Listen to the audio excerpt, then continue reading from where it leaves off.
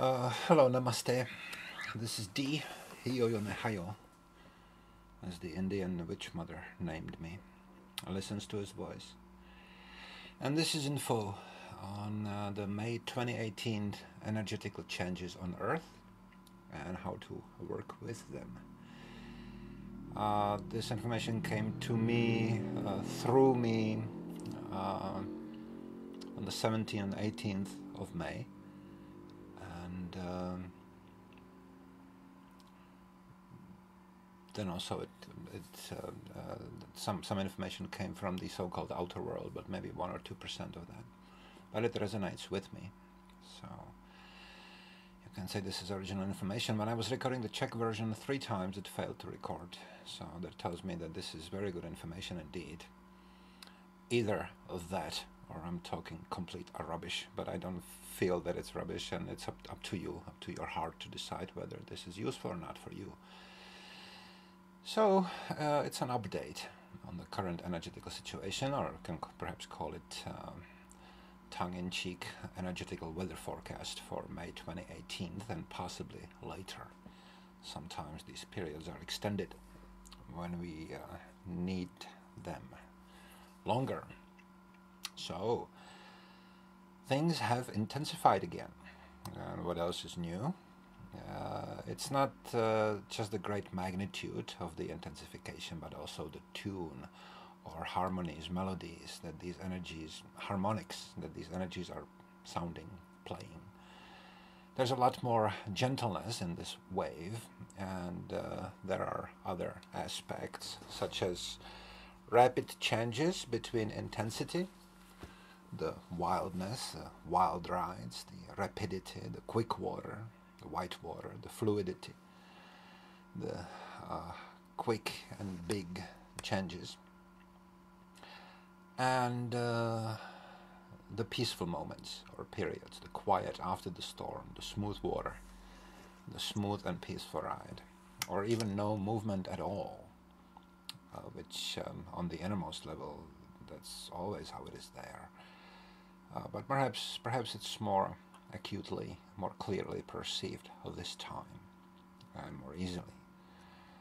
But it's also quiet before the storm sometimes, these quiet patches. So these two seem to alternate more faster during this period, as if more dimensions were coming into play with this wider spectrum of energies. And that is indeed the case. We're coming into our own, finally. We, multidimensional beings, freeing ourselves from the dreamy limitation of just a handful of dimensions, opening up instead to a richer, wealthier, broader, more interesting, and way more enjoyable universe or multiverse. Also, time is becoming less dominating and is becoming more serving tool, as it should be. Physical bodies are both becoming more precious as well as less over-important. They are not so excessively important anymore. Matter is just matter, so to speak. So, it's another major wave of great opportunities for change, growth, greater happiness, ascension, deeper and more lasting bliss, indeed eternal. And this particular wave or energetical period seems particularly focused or intended for dropping old patterns, old programs, old demons, old schemes, or the frozen oldness that no longer serves us. All these terms mean the same thing. And so that seems to be the main theme, the main op of this month, of these days, and perhaps a bit longer. Not only are the frequencies higher now, overall higher, not all of them, but they play this new tune. And it's designed to ease, to accommodate, to facilitate our so-called spiritual path or inner work. To some, or sometimes, they may appear as a sensation or emotion or feeling of even greater difficulty or helplessness, of more pain, physical, emotional, psycho-spiritual. while for others or at other times they arrive as a relief and easier being on the planet, more natural. So that's also connecting to the earth, right? The better connection to the earth. What is more natural than the earth? And most often they come as a combination of both, so greater difficulty and greater ease. But it's more easy than difficult, actually, this time around. For both groups or both polarities, it seems primary to be more intensely alive, more intensely enjoy, and also to drop the old energies that no longer serve, that are becoming more and more difficult and heavier to carry. However long we carried them, let's drop them now. I mean, if it resonates with you. If they're not dropped, they can become more and more destructive, but not in a very nice way. These energies or patterns, programs, demons, curses, ego in charge energies, frozen energies, locked energies, forgotten or hidden patterns, and old experiences and emotions require our attention. We need to focus on them for however long or however briefly is necessary. It can sometimes be a matter of seconds. We need to see them, make them conscious, love them, notice them, become aware of them, accept them, thank them for their service, and re-experience them on some level. Or any of these steps. This is individual, whatever works for you. You don't need to talk about it, you don't even need to put it into words, but sometimes we do need words. So these old energies could be old painful experiences, and mostly are, if not always, not fully experienced the first time around. So we can use regressive methods or simply accept the memories that come as if automatically with, or rather in, full consciousness, full awareness, full peace and love, or as full as we can. They are, so these methods are useful, regression or whatever else, but being present is the key, always. Presence, perhaps that's another word for love. So, they are usually traumatizing experiences of the past, but this time around they can no longer hurt us when we look back at them. They only look like they can hurt us. They do appear as fears of the future, of future events, or an event, but they are all, as all fears are, past experiences unredeemed, not lived through fully the first time around. We have no fears of the future. There is no such thing. Just memories of pain unreleased. So, looking like fears of a future event is one of their tricks. Another trick of theirs is that they appear personal, while in fact they can be ancestral, racial, or species related, for example the whole human race, or planetary, or even someone else's that we decided to accept and transcend. It's kind of similar to the ancestral ones. We don't always have to accept other people's energy. Usually, actually, we shouldn't. But if we're experiencing it, if we're going through this, and if sending it away doesn't work, then we have to transcend them. That's what we chose to do. But now, if we believe them, if we buy the illusion that they are personal, it can make it more difficult for us to deal with them, for example, because we can feel like we're all alone in having to deal with them, which isn't quite true. I mean, sort of is, but mostly it isn't. So fearlessness is a key. Not running away, or running away as little as possible, but rather facing full-on the things we feared when it's needed.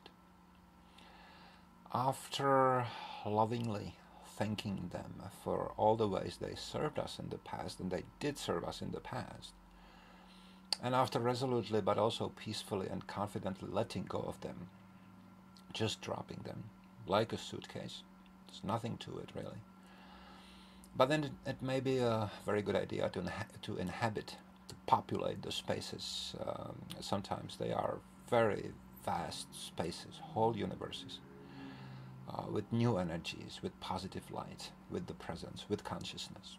When that is not done, when this move from the negative to the positive or to the center is not done, when only the negative is removed, but the unruled empty space is left without the governor, without the king, then the old demons like to return to the holes they left behind, and they are still of the same shape, kind of a demon-shaped hole, so it's easy for them to return unless we fill it with consciousness, always with consciousness. But also it can be with specific images, like for example, if we had a problem with poverty, that hole might very well be filled with the projection of wealth and abundance. The hole left by a demon of sickness can be well filled by the spirit of well-being and so on, but always primarily with the presence, with being, and that which comes before being. So always primary is the focus on the self, on the easy and on the natural, on the joyous, on the innate and intuitive being in bliss, on the love that we all are, and there is nothing else, and possibly sometimes on our determination to live well and happily, or whatever serves you best. So this energetic wave, this energetic change, this event has that in common with some of its predecessors, that surrender to the blissful stream of life is easier yet again. But also that succumbing to the dictatorship of AI, artificial intelligence, or in other words, being ruled by the ego again, by the slave owners, by the unconscious, that seems to hurt even more than before. That's for some people true. And this is happening so that we notice it finally and do away with it. The choice is ours, always, so let's choose what we want. Every conscious, grateful, loving descent into and passage through the dark underworld of our fears, when it's needed to go there, every conscious passage through old pain, when emotions indicate it's not been dealt with yet, releases more and more of hitherto locked or frozen or forgotten energies, our energies that we now reclaim. We have given them away, and sometimes it's necessary to remember how, like I'll only be happy when I have money. I had given my energy to money to decide for me when I will be happy. So let's drop that and take the energy back. The ascension, the voyage to oneself becomes faster now, and also the reward, so-called reward, is more clearly visible.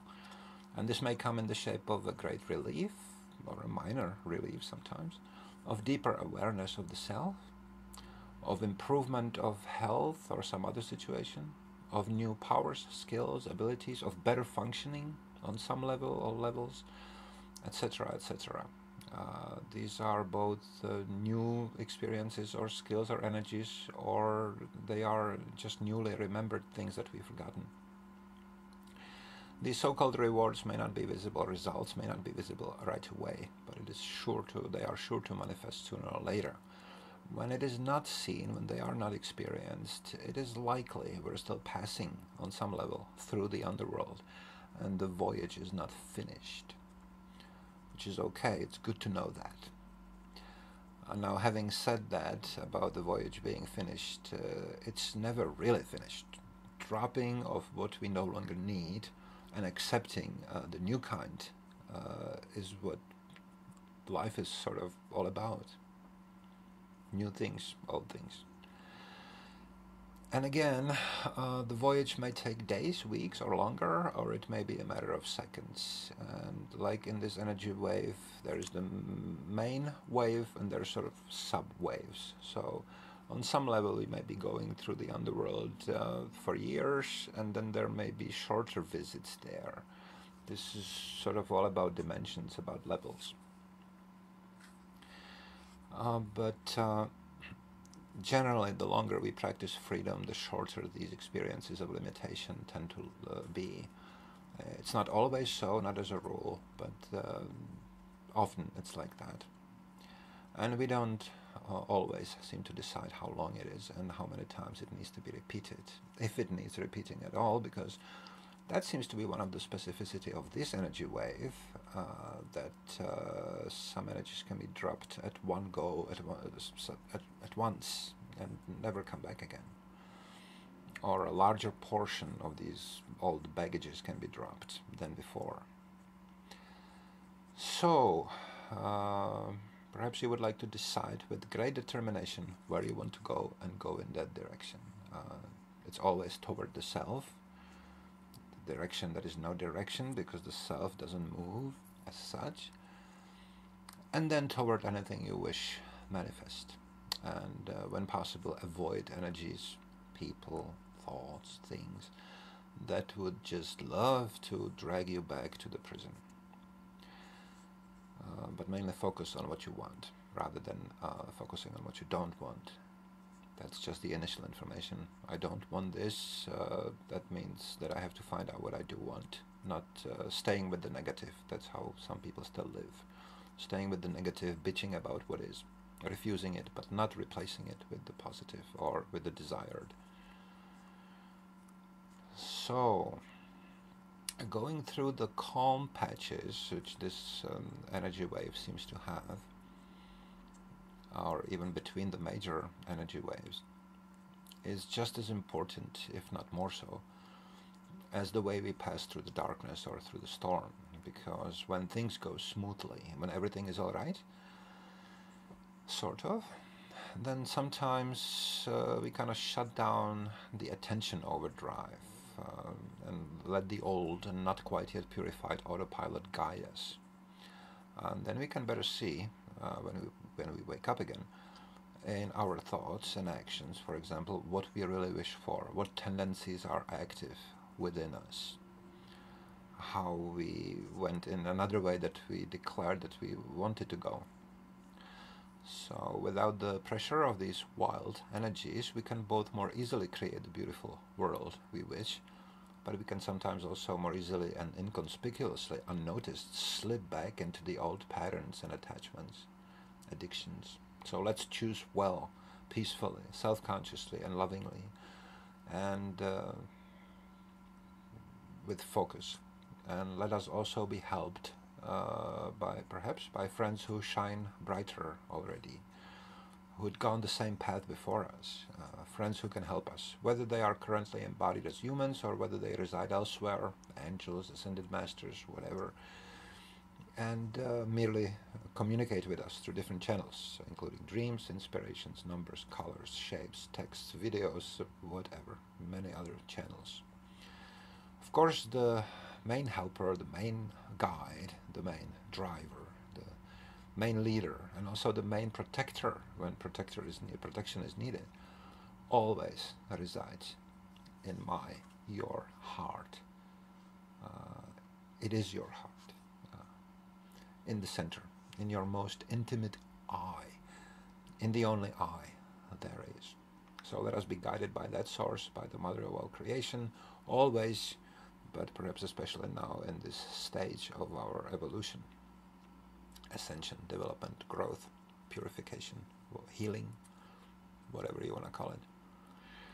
So as to the calmer patches, let's not only use them to rest mentally and physically, which is also needed, but also to work, and sometimes a lot of rest is needed. Sometimes some people sleep for 24 hours during these periods, and that's okay. So let's use it not only for that rest though, but also to work joyfully, peacefully, and intensively on a determined preparation for the next wilder or faster stretch of the road. And the preparation, what does it mean? We may plan ahead in some particular ways, getting the equipment for the road, so to speak, do some scheduling. But the main and most helpful preparation for example, future happiness is being happy now, because I create the energy of happiness. I establish myself in it. So whatever I want, I have to do now to create similar future. If I want happiness, be happy now. If you want success, be successful now. And there's nothing to stop you from being successful at the present moment, in the everlasting now. And again, let the source guide us always, the source that we inseparably always are. So, storm or calm, pleasant or unpleasant, what is more important than whether a situation is pleasant or unpleasant is how we go through it. For us, pleasant or unpleasant means a lot, of course, and it's good that it is so. But how we experience unpleasant, how we experience pleasant, that's important, not the outer result so much. That's how I see it. So, these pleasant and unpleasant, and especially calmer and faster periods seem to be alternating more swiftly now. And that appears to be another aspect of this, and perhaps each new helpful energetic wave. For some, it can also be useful to see both of them at once, the pleasantness and the unpleasantness, the wildness and the peace, and even growth and endings, beginnings and endings. So, once again, reminding you that fear is only of what we already experienced. Fear is always of the past. Fear is the main thing that we gotta drop. The only thing. And fear always originates in the idea that we are separate from the source. So there is literally nothing to fear, ever.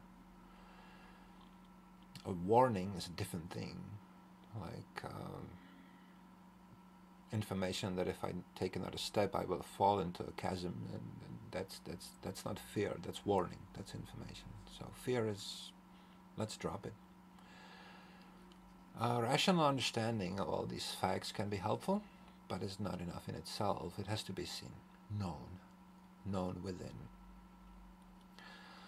Volcanoes have been erupting or spilling lava in the past few days, and earthquakes shook the earth in places where there had been no earthquakes for decades, or not near enough to their current magnitude.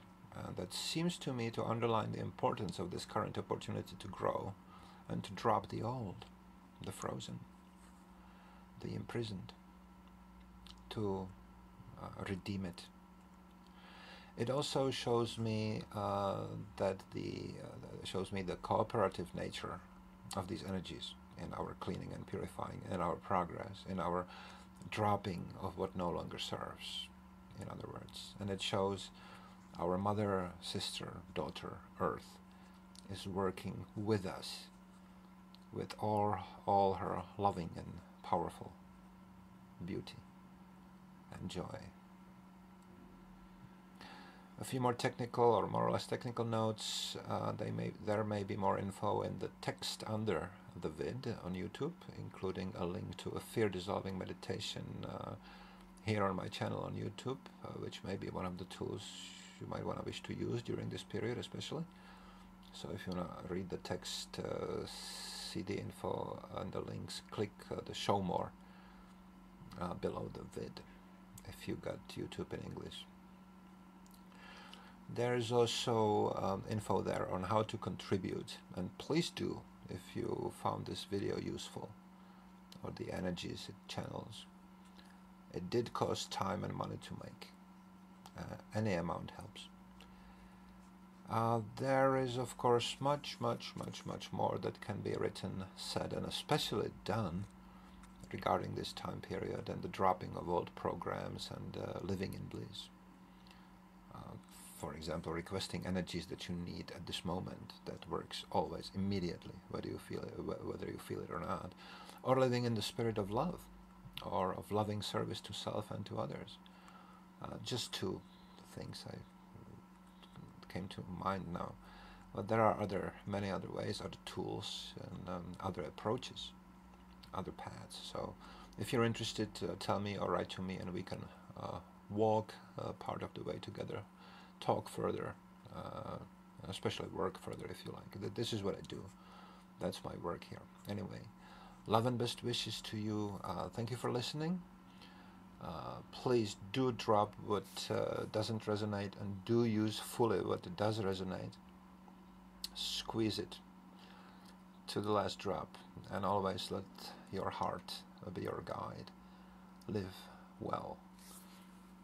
Namaste.